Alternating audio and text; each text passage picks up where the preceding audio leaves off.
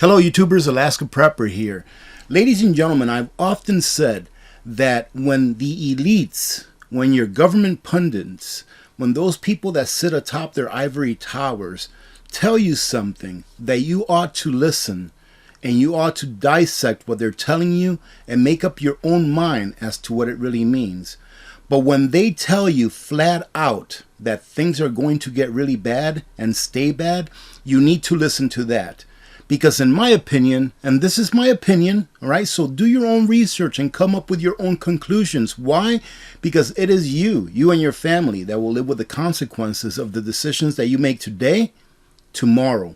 All right, ladies and gentlemen, make sure that you do your own research. But you need to pay attention to what's coming out of this Davos meeting that they're having. And for those of you that don't know what the Davos meeting is something that they have every year, where the leaders, right, the leaders of the world, they get together in order to figure out how to better govern their constituents. Unfortunately, it's not up to them to govern us, ladies and gentlemen. It is up to us to elect them so that they can represent our wants, not our needs, but our wants. And what is that want? That want is primarily liberty. All right, people want to be free. Societies that are free flourish over those that are not. So let's go ahead and get to this, dissect it a little bit, but pretty much let this serve as a warning that what I've been saying for a while now, that the next 10 to 12 years or so are going to be very turbulent and that you need to prepare now. Catastrophic outcomes. Davos elite worried about global volatility and cost of living increase. Imagine that. I wonder why they are worried. Why would they be worried, ladies and gentlemen, about the cost of living increases? They have all the money in the world. Well, remember, these are supposedly the leaders, and they need to keep their people under control. And when people have nothing left to lose, they do very bad things. Trust me. I'm sure that you've seen that happen already with your own eyes. What happens when plebes can't afford bread and circuses are just not that entertaining? Well, ladies and gentlemen, as I've stated before, we are coming to an end of an era. All right, ladies and gentlemen, we are entering into a new paradigm, and therefore the next 10 or so years are going to be very turbulent. Why is that? Because we are at the last season of the human experience, which is the winter, and winter always brings crises. When all of these other channels were talking about dark winters, a lot of people were interpreting the dark winter as being a season, just a single season within a year. Well, that dark winter never came. And what I believe a lot of people were talking about with this dark winter that they've heard here in the last couple of years is that we were going to lose all electricity, right? That the lights were going to go out. Well, the dark winter, as I interpret it, is not just one season, but a long time span that is the last season of the human experience. It's the fourth turning. Nothing good is going to happen, ladies and gentlemen, and they know it. When people run out of things to do and there's really no hope, they do bad things, which is why the cost of living crisis is the #1 problem, according to the WEF's Global Risk Report. So they're getting together. They're traveling to whatever part of the world it is that they're having it in. I think it's in Switzerland this year, right? They're traveling to whatever part of the world it is. They're getting together. They're going there in their little jets, right?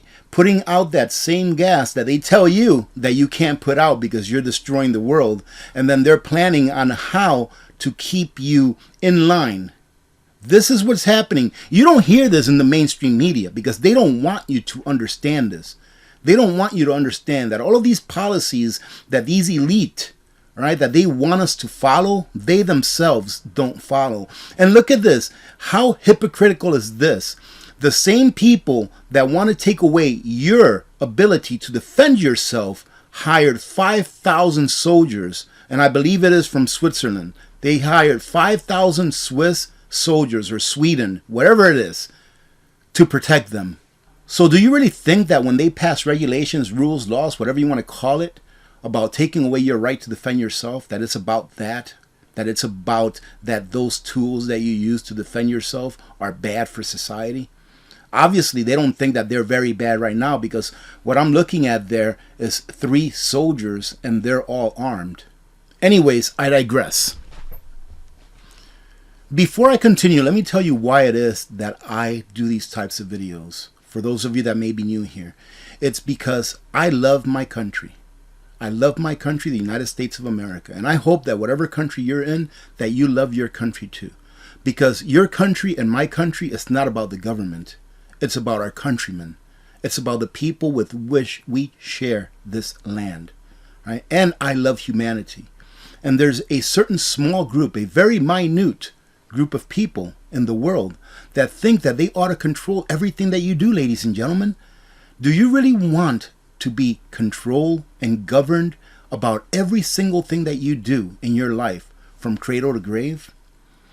If you want 100% safety, you can have that. You can have 100% safety where you will be safe from anyone assaulting you, where you will be safe and be given meals every day. You will never starve. You will have all the water that you need to drink. You can do whatever you want, but you will be constrained to an 8x8 cell. Right? The safest place on the planet is a maximum security prison system where you're given 3 meals a day, where you are walked out to the yard, right, by guards, and you get to walk around or run or do push-ups or do whatever you want out in a gated yard where there's no one else with you. You will be safe, but how free will you be? According to the poll, there will be little respite from the energy inflation, food and security crisis in coming years. Imagine that. What have we been talking about? I'll take credit for this. What have I been talking about for the last couple of years about this inflation? Inflation is not going away. Inflation is here to stay. So you better prepare, ladies and gentlemen. And this is not going to last 6 months. It's not going to last 1 year. It's going to be years. And they are telling you, not me. They are telling you this. They say that 20% or so of those polled say they fear catastrophic outcomes within the next 10 years. Very few leaders in today's generation have been through these kinds of traditional risks around food and energy, while at the same time battling what's coming up in terms of debt, what's coming up in terms of climate. And we are going to go through a tumultuous climate event for the next several years. Probably for more than a decade. The climate is going to become more erratic. It's going to become more unpredictable. You're going to have droughts where there were never droughts. You're going to have floods where there were never floods. Good for California.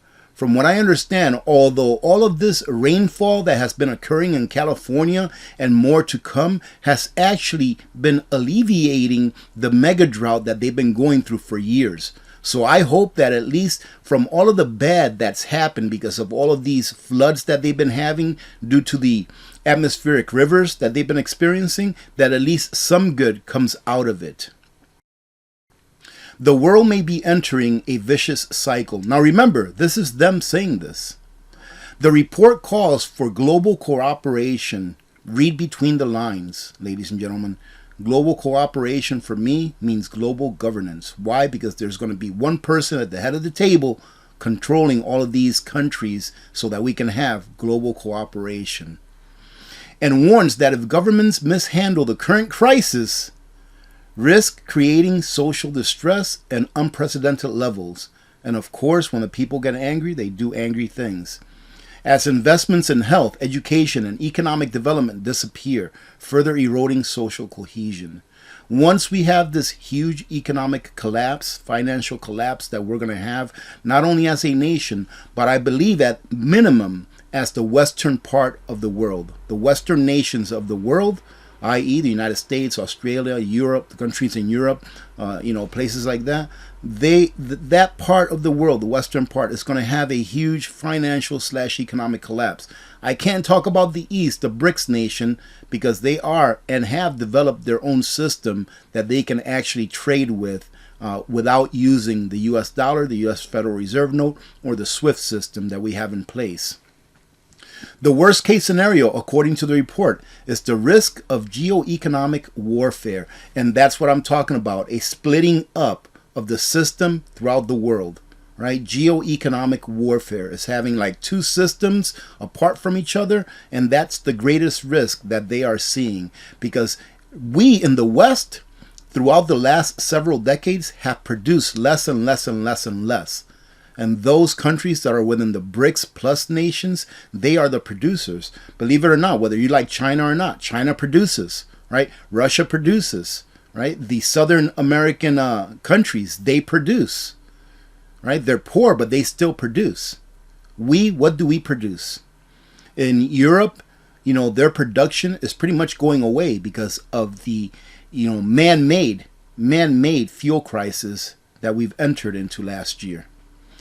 It is an already toxic mix of unknown and rising global risks, a new shock event from a new military conflict to a new health crisis could become unimaginable, they say.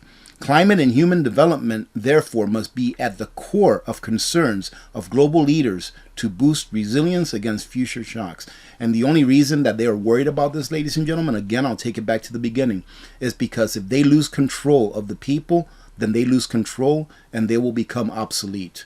And the worst thing that you can do to someone who has all of the money in the world that they can spend, that their kids can spend, that their kids' kids can spend, the worst thing that you can do to a person like that who is a sociopath is take away their power and take away their control over others. I hope you got something out of this. I thought I wasn't going to do another video beyond this today, but another video is coming up because it's something very important that I want to talk to you all about.